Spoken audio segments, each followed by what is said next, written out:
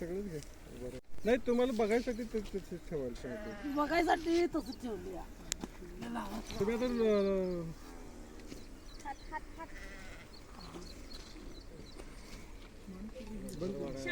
दादा सेकंदाचं घ्यायचं बघ. नेलं या काय करा हुडकाय लागलं तुम्ही हुडका त्याचं पाय पडू दे त्याचं डोकं सुट्टी ते सगळे कुठून नेला असेल काय सापडलं ते आता किती अंतरावर गेले काय गेले काय जर खाल्लेलं समजा थोडं जरी तुकडं जरी कुकरू तिकडे धरली त्या शेडाक बशी आता काय करायचं सगळीच कुकरू तिकडे निघली.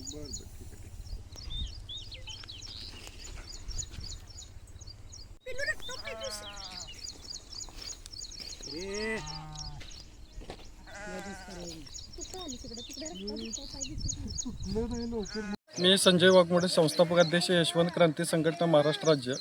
आज मी सांगली जिल्ह्यातील वाळवा तालुक्यातील तांदूळवाडी येथे आलो आहे. तांदूळवाडी येथे तानाजी कांबळे यांच्या मेंढरांचा कळप रानात वस्तीला असताना अचानक रात्री 1:15च्या दरम्यान बिबट्यानं हल्ला करून त्यांची एक मेंढी ठार केल्या तर एक मेंढी गायब आहे. म्हणजे याचा अर्थ की बिबट्या एक नसून बिबट्याबरोबर अनेक 2-3 बिबटे असण्याची शक्यता आहे. तरी वन विभागानं या बिबट्यांचा तात्काळ बंदोबस्त करून प्राणी सुरक्षा कायदा रद्द करावा. प्राणी सुरक्षा कायदा जेव्हापासून अंमलात आल्यानंतर तेव्हापासून वन्य प्राणी आणि बिबट्यासदृश्य प्राणी किंवा भटकी कुत्री यांची या संख्यावर मर्यादा घालणं अडचणीचं यायला लागले आणि वन्य विभाग आणि पशुसंवर्धन विभाग यांना मृत प्राण्याचे अवशेष जखमी पंचनामा करण्यासाठी त्याचे कुठले तरी अवशेष लागतात. आणि काही वेळेला कसं होतं शिकार करताना वन्य प्राणी एखादा पाळीव प्राणी शेळी मेंढी पूर्ण घेऊन जातात किंवा खाऊन फस्त करतात. अशा वेळी तांत्रिक टेक्निकली अडचण येते की पंचनामा करण्यासाठी तिथं आपल्याला ही मिळत नाही. त्याचे अवशेष न मिळून आल्यामुळं शेतकरी पशुपालक मेंढपाळ नुकसानपासून वंचित राहतात.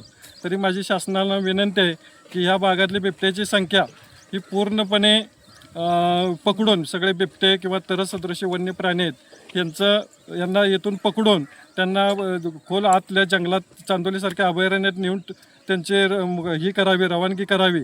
कारण हे आता ऊसाचा हंगाम आहे लोक लागणी करायला लागलेत आणि शेतकरी पाणी पाजायला जाताना सुद्धा त्याला अडचणी यायला लागलेत.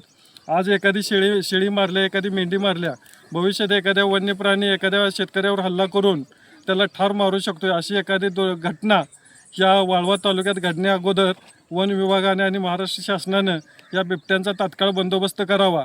पाळीव हत्ती अंबानी घेऊन जातात त्याप्रमाणे आमचे बिबटे या भागात वाढलेले बिबटे घेऊन जरी अंबानीला दिली शासनाने तरी पण आमची काही अडचण नाही आणि त्या अंबानीने सांभाळ करावा ही आमची शासनाला नम्र विनंती.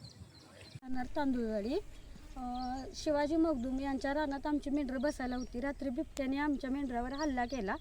आमचं बाळ लहान होतं किंवा आमच्या घरातली पुरुष मंडळी इथं झोपायला होती. नशीब आमचं एवढं चांगलं की आमच्या मनुष्यबळावर कुणाला हल्ला झालेला नाही.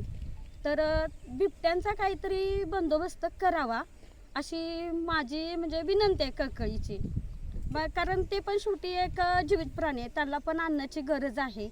त्या अन्नाच्या नादात ते इकडे तिकडे भटकू शकते. त्याला अन्न न मिळाल्यामुळे ते कुणावर पण हल्ला करू शकते. एवढं सांगते माझी एवढीच कळकळीची विनंती आहे की बिबट्या आता प्रत्येक गावोगावी किंवा प्रत्येक इतर ठिकाणी फिरतात तर काहीतरी बिबट्यांचा बंदोबस्त करावा ही कळकळीची विनंती आहे.